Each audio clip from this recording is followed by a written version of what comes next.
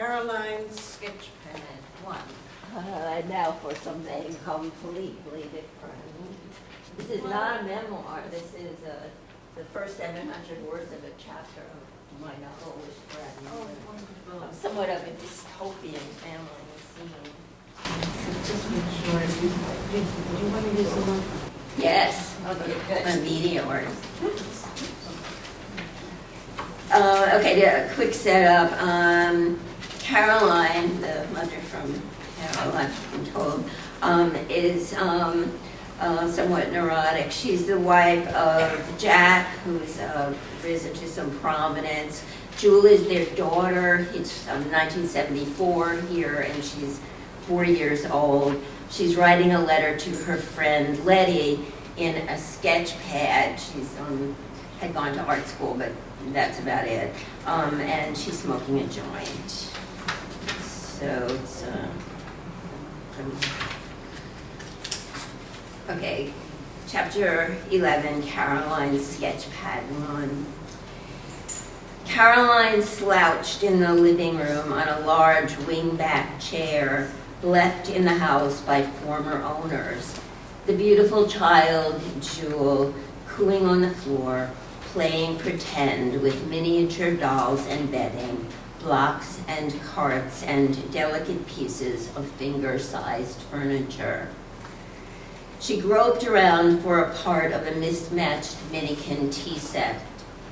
Caroline knew what Jewel was looking for, a tiny cup, still extant from her own childhood. It was next to the chair, but she wouldn't help get it. She knew that if she so much as moved or called attention to herself, Jewel would intrude on the peace of her restful evening. She couldn't place two thoughts together without the child speaking to her, disturbing her mind with questions she couldn't answer, explanations she couldn't give. Hearing Jewel's pure, sweet voice aroused great irritation. She hadn't minded diapering her when she was an infant, or feeding her, or caring for her in a helpless state. But since Jewel's demands had become more intellectual and more personal, Caroline couldn't stand it. Not that the woman was doing anything or even thinking anything at the moment. She had just finished this month's Ms. Magazine and Mother Jones. A brand new sketch pad lay open on her lap. In a clear, clean glass ashtray beside her was a set of soft B pencils, a brownie pocket knife for sharpening them, and several kinds of erasers. But she wasn't drawing. She repositioned the ashtray by a 1/4-inch twist for a slightly better aesthetic on the lamp table. Jack was away. Clothes were tossing in the dryer, making little clicking sounds. 112 Mercer Street, Princeton, New Jersey. W-H-E-N,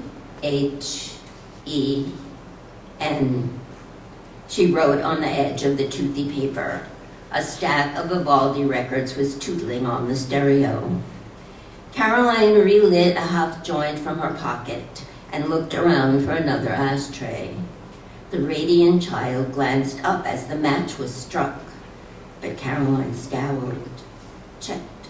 The little girl resumed her fantasy with the dollhouse. Caroline was irked by the child's unassuming concentration. She tapped the light ash into a pile on a kneaded eraser already too marbled. Time to change anyway. She'd throw the whole gritty thing out later.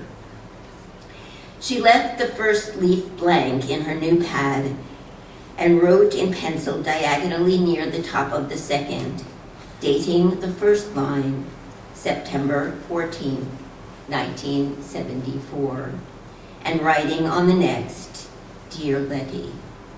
It would be an assertion of our artistic spirit to send a letter torn from a sketch pad, she thought. Her creativity hadn't gotten much exercise since college. Jewel and I planted a garden of seeds and pits. I already know that pickled seeds won't grow, but Jewel does not. She settled into the grand chair for several minutes, toying with the pencil. The child was again clucking happy phrases to her things. Caroline erased the words with a soap eraser and brushed the scumble into her hand. This is art, she thought, squeezing the cushy eraser dust. This dust. This is poetry.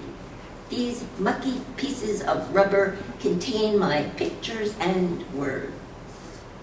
She'd emptied them into a tin Revolutionary War-themed wastepaper basket next to the chair and got set to write again over the more roughened surface, slightly waxier for having been soap erased. Words she thought after Jack had left her thinking. Words she could not utter to him because he'd say they're crap.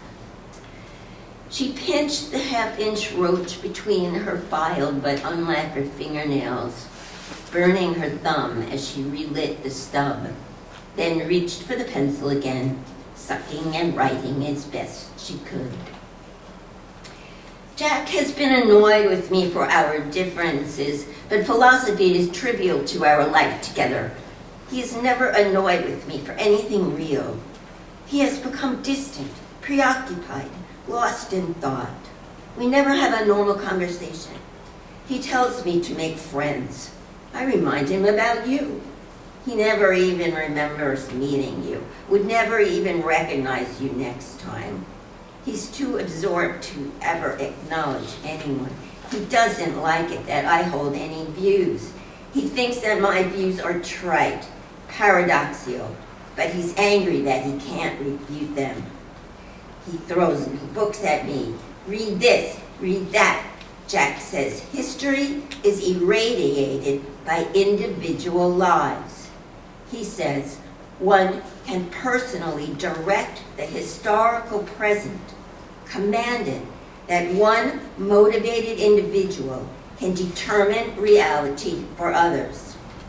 My Professor Maggiore once said that the present is not a short jump between long periods, but is a long period itself, the only period, and open to revision.